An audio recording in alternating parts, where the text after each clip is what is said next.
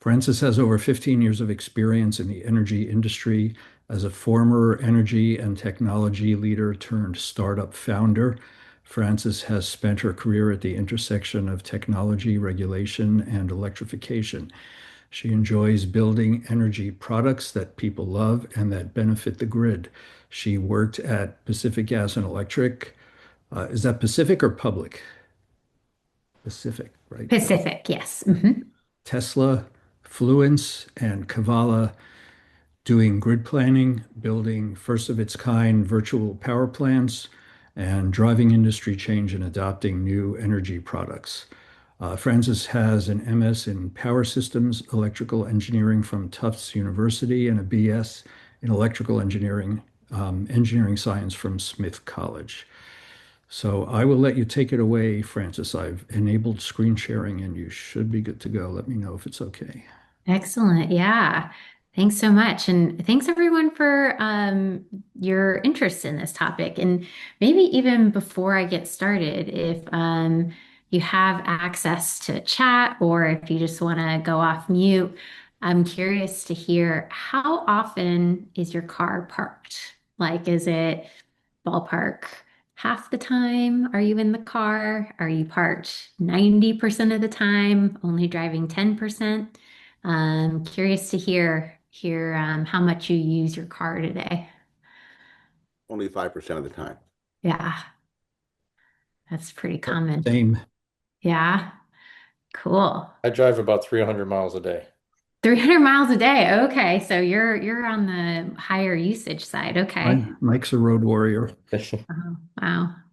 Yeah. Someone said 95%, looking at chat, 80%. Okay. All right. So, I think, Mike, you're an outlier from when I asked this question. The most common I get is, oh, Linda's on the 30%. Wow. So she's in the car a lot too.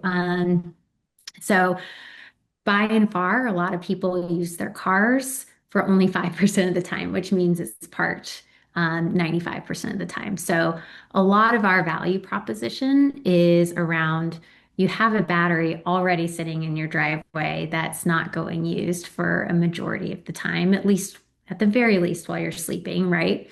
And what can we do with that battery to both benefit your home energy management as well as the grid at the same time to keep costs down for everyone and their the ratepayers. So that's the broader context of this. So Barry, I don't know how you usually do this, but I'm open to just kind of having this as like, people asking questions as I go through. I know that's more engaging unless you have a preference otherwise. It's fine with me, but let's just be conscious of managing our time. Yeah, great. All right. So I'm going to give a little context around what bidirectional EV charging is, and like why now, and then tell you a little bit about the Connecticut program.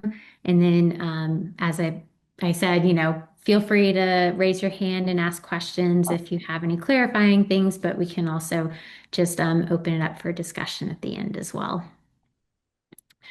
So, as we're thinking about like 95% of the time that a car is sitting in a driveway for a lot of people, you think about all of that additional energy that is available. So, the what a lot of people hear in the news, if you're in the energy space like I am, is electricity costs. Everyone's familiar with this, are going up. Their utility bills are going up, reliability, blackouts are going up, and traditional generation cannot keep up. So we look at all these EVs that are in people's driveways and we're like, oh, this can help fill the production gap that is not currently available. So just to give you a context of scale, so today, not even thinking about anyone buying a car in the future, just today, there are enough EVs in the United States that could power New York City for 2 days. So just to give you a sense of the scale here. So what is it? There are three value propositions that we look at when looking at bidirectional charging for homeowners, EV drivers. The first is home backup. So when the grid goes down, your lights stay on. You can keep living your life even if your neighbors around you do not have power. The second is if you're on a time varying rate, you can plug in your car every day and save on your electricity bill by powering your home with your car during those more expensive times and charging your car back up during those less expensive times. And then the final one is in areas like Connecticut, there are programs where you can actually sell power back into the grid to make grid capacity available. So there are similar battery programs that homeowners can participate in. You can also think about rooftop solar, where you get paid for any additional energy that's on your roof as well that's generated. So what does bidirectional energy do? So we facilitate the customer's bidirectional charger installation and enable them to earn money. So if you're interested in a bidirectional charger, you come to us and we essentially match you with a charger that's compatible with your car and then connect you with an installer to get that charger installed in your home. They would manage the utility interconnection and city permitting so that all you have to do is just, sit back, let them do the work. And then when it's time to install it, they'll reach out to you. And then once your charger is installed, you would sign up for our platform and you would set your driving preferences on when you need your car charged up by and any home energy management preferences. And we would manage the charge and discharge of your car for that utility bill savings and earning money. So essentially what we do at a very high level is we make it very simple to turn your car into a power source. And for utilities, that's a value for them because your power source is a fast and flexible asset that they can pay for to alleviate strain on the grid. So what the process looks like is you would reach out to us. We would match you with a V2G charger. Our partners today are Wallbox and Emporia. We are launching first with Wallbox and later next year with Emporia. And then our certified installers are Coil and Treehouse and Electrum. And basically they're trained because this is such a early stage technology. We have special partners that know how to install these chargers. And then we auto enroll you in these grid programs so that you can earn that revenue. In Connecticut, our partners are United Illuminating, Avangrid, and Eversource. And then you just sign up and make money. So how does this really compare? So some folks are sort of, wrapping their head around like, okay, well, I kind of know what solar is and I kind of know what a battery is. Like what is a bidirectional charger and all of this. And I also know what a one-way charger is, this is kind of that comparison of what you would get with a one-way charger, a battery, compared to a bidirectional charger. And what we really show is that a bidirectional charger is basically covers both the EV charging use cases as well as the battery use cases. For both smart charging and trip planning, discharging to save on your utility bill, earn money in grid programs, and some batteries can back up your, depending on which car you have, like we work with the Kia EV9. That is a very large battery and it could probably power your home for even more than 5 days. And that's much larger than, say, if you got a Tesla Powerwall, which is a smaller system. And then we have another one that I'll get into on another slide, but early research has shown that bidirectional charging can actually help with the EV battery health. A common question we get is, will it void my warranty on my car, or will it hurt the degradation? And so I'll get into that in another slide. So I often find it useful to get a picture of what it is that would go on my home. So there are several different things here. The first is the bidirectional charger itself oops, is this, oh, I'm sorry, I'm learning Zoom on the fly. So this is the bidirectional charger here. And that is essentially um, the thing that charges and discharges your car. If you also want home backup, you would also get what they call this power recovery unit. And that is basically the electrical equipment to isolate your home from the grid and power your home with your car. You can just get the bidirectional charger on its own and not get home backup. So that is an option. And another common question we get is, yes, the system does work with existing solar and storage. So if you have that in your home, you could certainly add this to it. If you have home backup with existing storage, you would not need to purchase the power recovery unit. You would only need to buy the one-way charger. Let's see. How do I get rid of these edits now? Okay, there we go. And I basically just walked through this, but so basically what we talk about is we have grid interactive only and grid interactive with home backup. So that grid interactive only is the bidirectional charger on its own, and grid interactive plus backup is the charger plus the power recovery unit. And so with the first option, you still get your utility bill savings and your revenue and all the trip planning and home energy management that you're looking for. And then with the power recovery unit, you just add on the home backup that a lot of people are interested in as well. So this is where I get into how V2G can potentially be a health plan for your EV battery. So it was really cool to see a lot of people were saying 95% of the time because actually statistically, the research has shown that most light duty cars are parked for 95% of the time.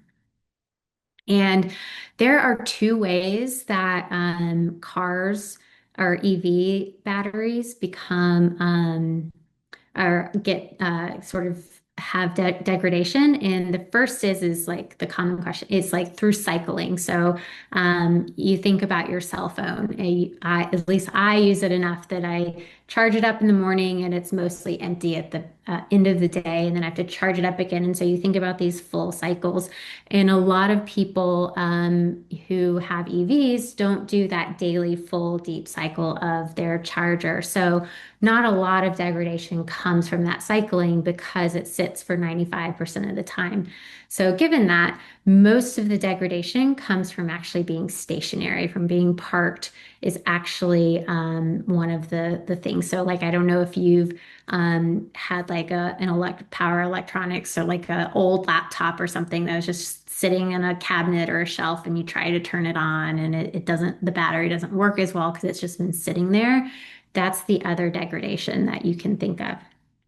And that's where more of it comes in. So when you start to think about V2G charging, it actually gives a little more exercise to that battery to either be neutral or actually extend the life of that system. And then let's see, this last section, just to tell you a little bit more about the Connecticut program for those that are interested. As Barry mentioned, This is a program that is funded by the Connecticut Clean Energy Solutions, Innovative Energy Solutions. Sorry, that's a typo there. Through PURA, Public Utility Regulatory Authority.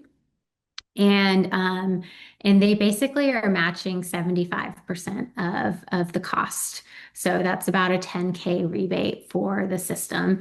And that includes covering 75% of the hardware and 75% of the installation.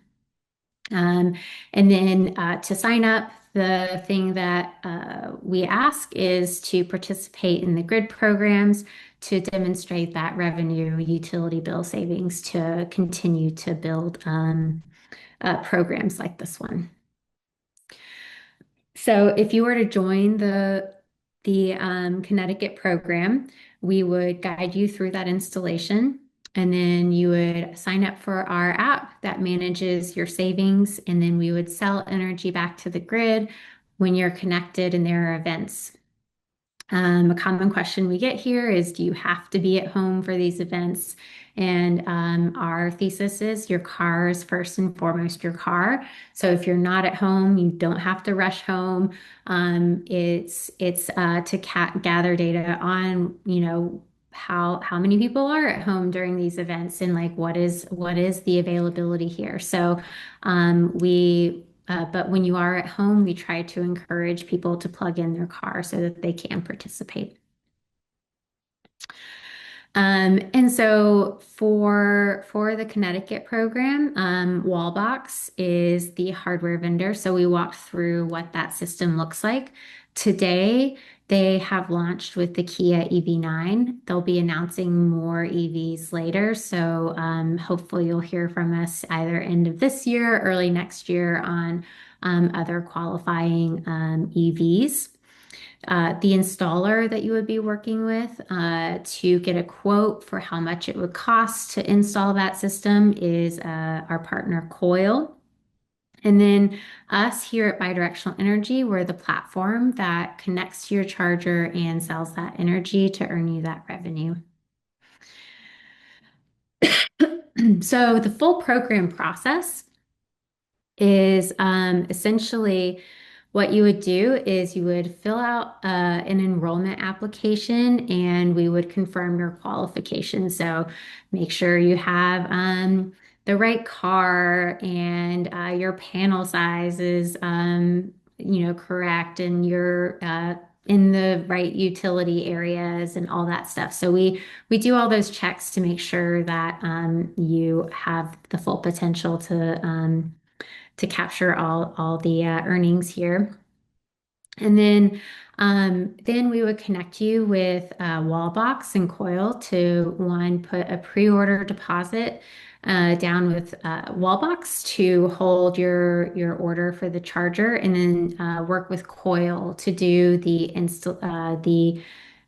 site assessment. And it's a virtual assessment. So all you have to do is take some pictures that they ask you for, and then they would email you a quote on what that looks like. At the end of step 2, you'll have full information on what your rebates will be, what the installation cost will be, and the hardware costs. So you'll have a full picture to help you make a decision on whether you want to move forward. And so at step 3, this is where you sign the participation contract, and you can move forward, and that holds your spot in the program for those funds while you purchase the charger and install that. And then once it's installed, Bidirectional Energy would work with you to get that rebate, and you would participate in the grid program. So this is a image of our platform and what the app looks like. So we essentially, give you a sense of, is your car charging, discharging, and the status, capture the awards, and money saved, as well as, send you monthly highlights kind of to, I don't know. I like knowing, that I'm earning some money or what have you and getting those rewards sent to me. And then also have that ready by schedule. So you have full flexibility on how much you want your car charged up by and by when, and we would manage that for you. And then also, like I mentioned before, you have the option to opt out of either earning or saving on your utility bill. For those who participate in the program, we do ask that you stay opted in as much as you can to stay qualified. And so some of the high level things that we look for is just if you're on a time varying rate, some folks call it TOU, and then ensuring that you're in the Eversource or United Illuminating area and that you're willing to participate in the program for 12 months. And there we're expecting between 20 and 30 events that you would be participating in.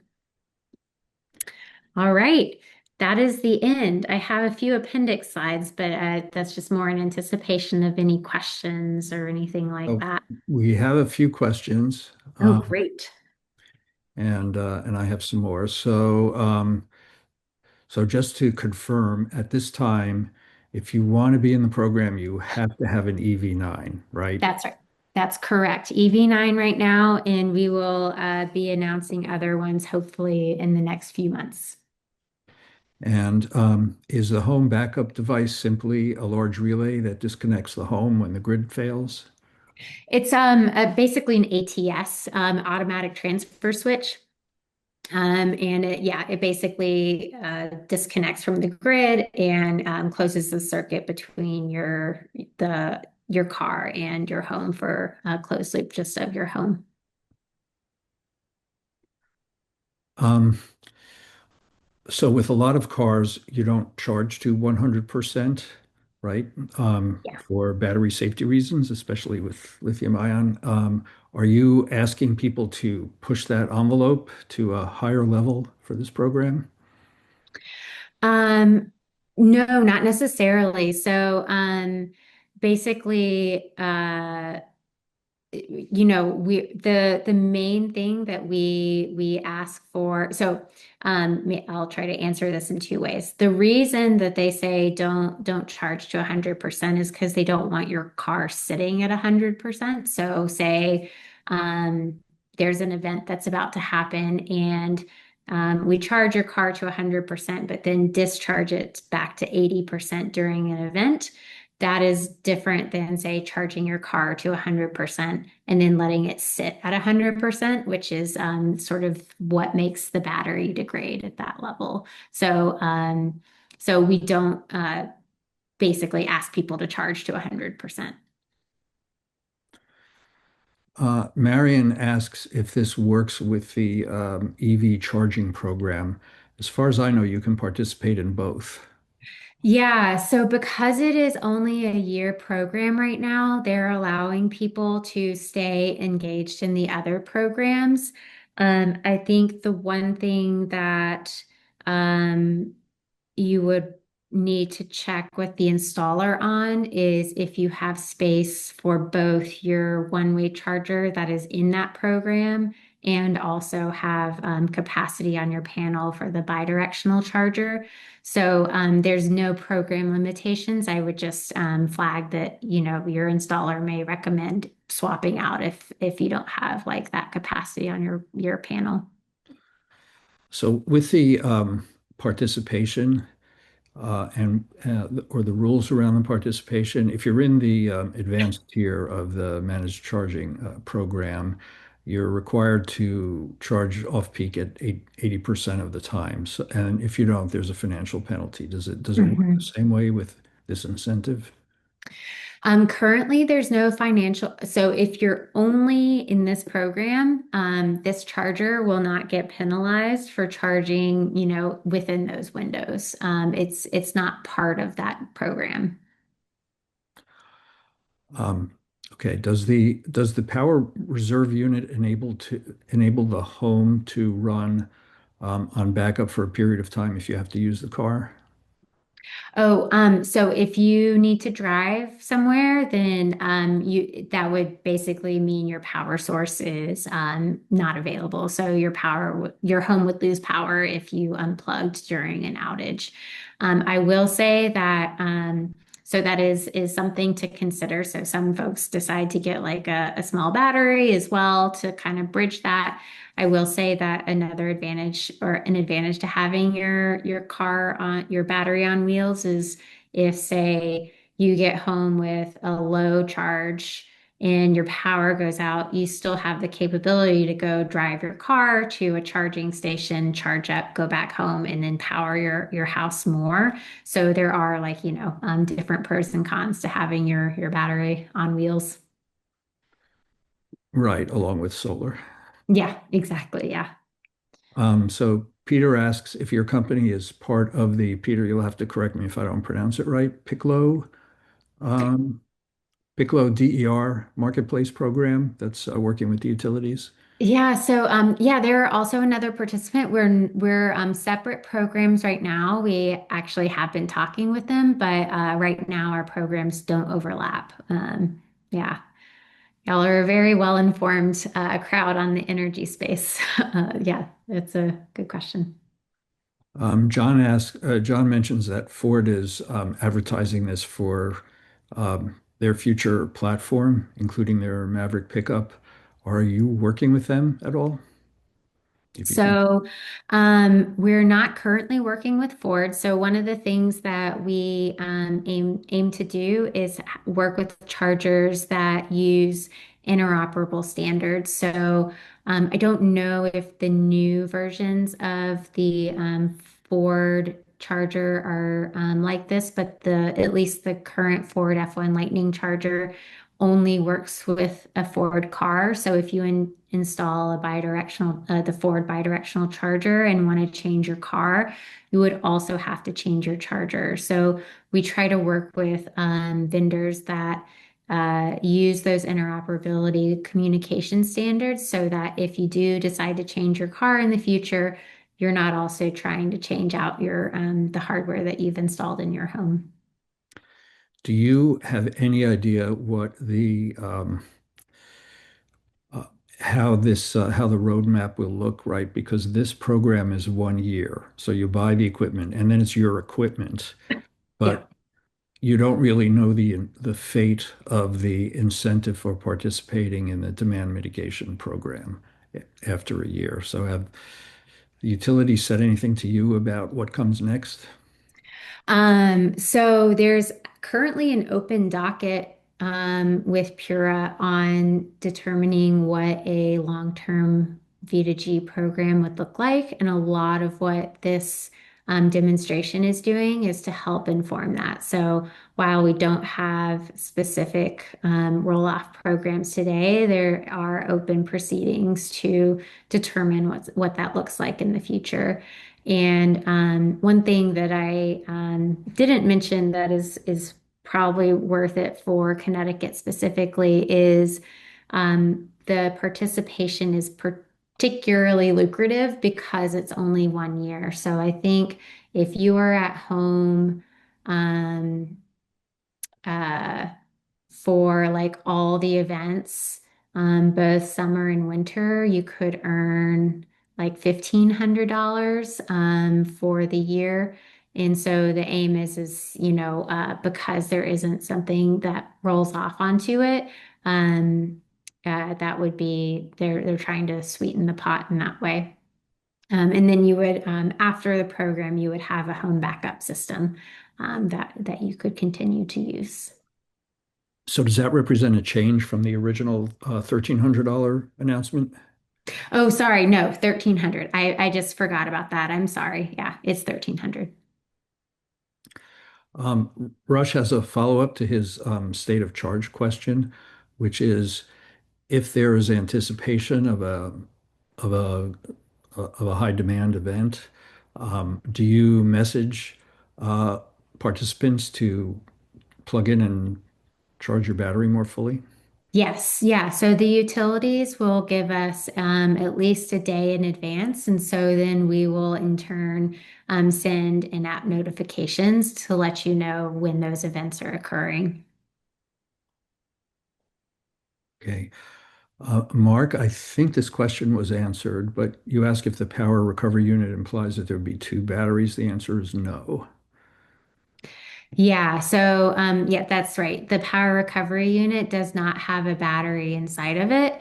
The battery is the EV. So if the EV goes to the store, then the home does not have another battery to power from. And Marion is asking a broader question of what the incentives could cover. For example, what if you need a panel upgrade? Would the incentive be able to be applied to that?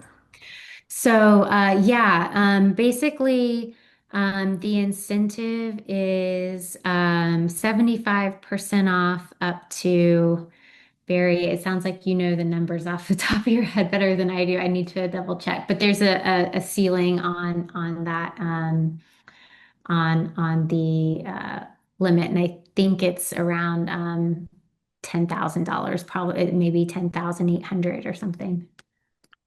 That sounds right. Okay. Right, but so the equipment's around 13,000 or so. Yeah. So, and so like if you only chose the bidirectional charger, then you would have more to work with from that limit on, say like a panel upgrade or something like that.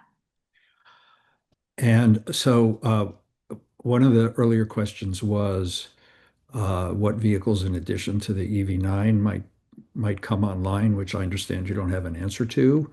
Um, is it still okay to ask if the Ionic 9, which is the sibling of the EV9, would be a candidate? So that is one area, unfortunately, that I am not able to speak to. The OEMs keep that information close to their chest. But I do know that there are another 5 to 6 makes and models that they're anticipating to announce soon. If you already have a 240 volt charger installed, which means that there has already been conduit run from your panel, will that lower the cost of installation? Or is it the Um, conduit's not big enough? So I think there's going to be a big asterisk to this of please talk to the installer for final answer, but I think it really will depend on the amperage of your current charger because I think a lot of level 2 chargers are in the 40 amp range, and this charger is in a 52 amp. So it could very well, depending on how it's installed, just uh, pull another wire that would facilitate a slightly larger one, but the electrician would be able to tell you more specifically. All right. Question from Mike. Any impact on homeowner insurance rate?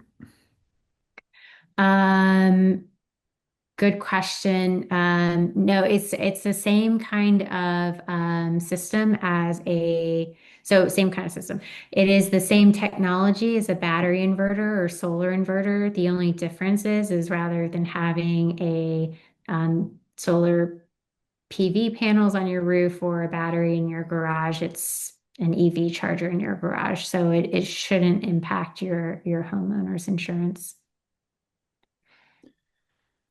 Bruce is asking if the program can be used for commercial vehicles and property, but this is just a residential program, correct?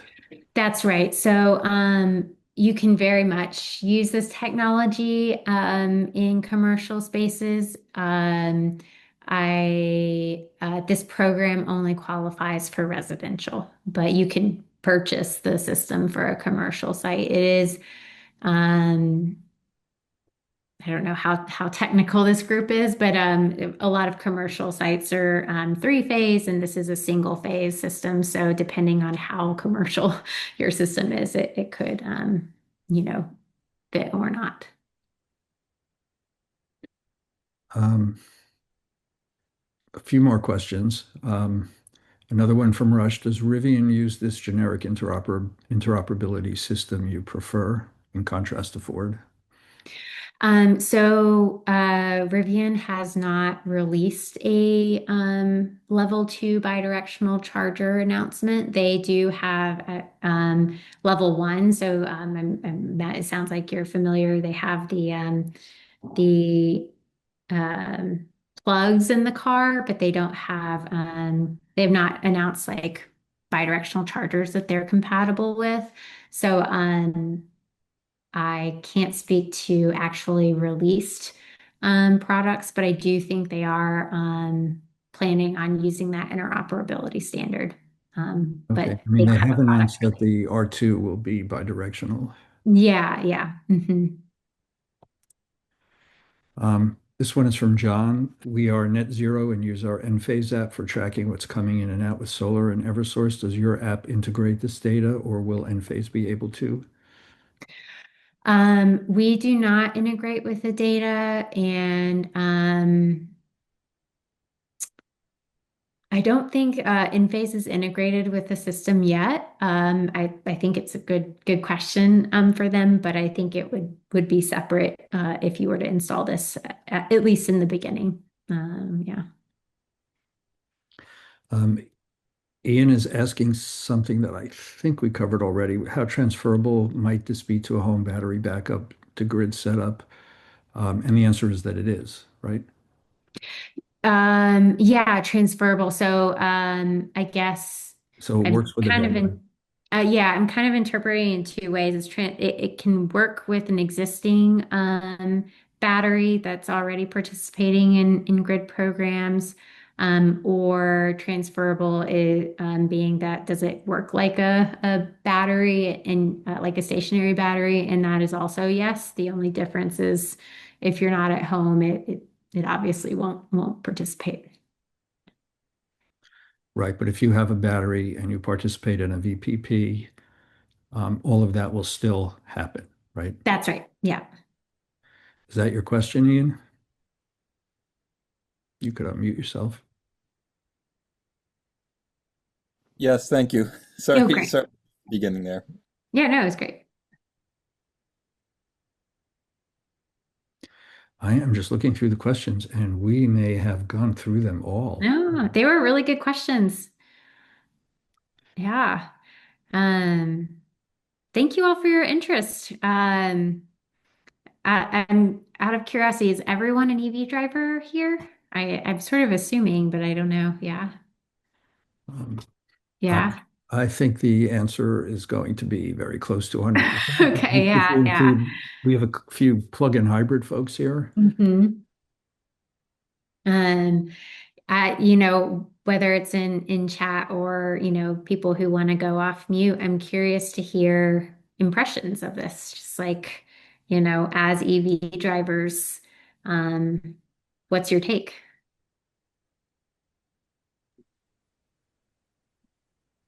Don't be shy. Yeah. Well, I think the big impediment is they're just Barry, do you know how many EV9s are registered in the state of Connecticut right now? It's a little over 200, I think. Yeah, So, yeah. so I mean it's a pretty small audience, given that Mhm. how many thousands of EVs do we have, Barry? About 67,000. Yeah, so it's a big breakthrough and it's exciting news, but um, you know, even if you got all 200 of those people signed up, probably would you just get started, right? Yeah, no, and that's why we're really excited about the upcoming announcement on more makes and models, is I think that'll really unlock a lot of the, sort of customers that are able to participate in this for sure. I mean, I'm thinking maybe I need to go buy an EV9 because it's a great program. Or if I leased one, the incentive would cover a couple of years of lease payments. So, Uh-huh. no, I think that's the key. And the other question is, what I know you can't announce what other brands are going to participate, but what are the more likely ones that could come? I mean, there are very few brands that market their vehicles at this point as having the capability for bidirectional charging. A couple do, but how many car companies have announced their intention to do that in the near term? Yeah. So let's see, public information. I mean, Kia, you can obviously, and then their sister company, Hyundai, is another one. We've also seen public announcements for GM and their whole line actually, or most of their whole or their line. I don't know. There might be one or two that haven't unlocked it yet. Have bidirectional charging. They don't do V2G where they sell power back to the grid. Yes, Nissan Leaf, that's a good one. And I guess the Cybertruck also says The they, Cybertruck is only for home backup. You can't do grid tied bidirectional with the Cybertruck yet, but they've announced that they're on their way to unlocking more capabilities with that. So yeah, there's a um, yeah, plenty that are on their way. So we hope more are on their way because one of the things the program has its eye on is to use this in EJ communities. And the EV9 is a little expensive for that particular Agreed. Yeah. demographic. Also, Bruce, there are only 63 um, slots available in the pilot program. I mean, it really is a pretty small scale pilot. And Yeah. then there's specifically a question about what is it about the EV9 that makes it a fit for this? Oh yeah, so I don't think there's anything that's unique about the EV9 other than Kia wanted to sort of do a slow rollout. So they kind of test out the technology with, sort of a smaller set of their customers before launching into their more popular cars. I think the other reason they chose it is the battery is just so large. It's a 100 kilowatt hour battery. It's like 5+ power walls inside of a car, or 8, I think actually. So it's 13.5 for the Powerwall. Oh, is it? Okay. Yeah. So are you working with dealerships? We're doing a dealership demonstration in California, or sorry, not California, Connecticut, where we're sort of testing different stages in the customer EV purchase journey of as when you walk in and just want to learn and you have some flyers there, and when you purchase the car and you have the huge stack of papers that you go home with, and then yeah, what Paul is saying, he connected us with Premier Kia, and they're the ones that we're doing that with. Yeah, So Bob is enthusiastic about yeah, this. Yeah. yeah, it's very an executive Kia. Yeah, yeah. Thanks, Jeremy. And to Mark's question, no, the EV has to be set up for bidirectional. It won't work with a car that's not. That's right. So, for like the EV9 as an example, Kia sends an over-the-air update to unlock the bidirectional capability. So that's one of the things that we check for as you onboard with this is to confirm that Kia unlocks the bidirectional capability in that car.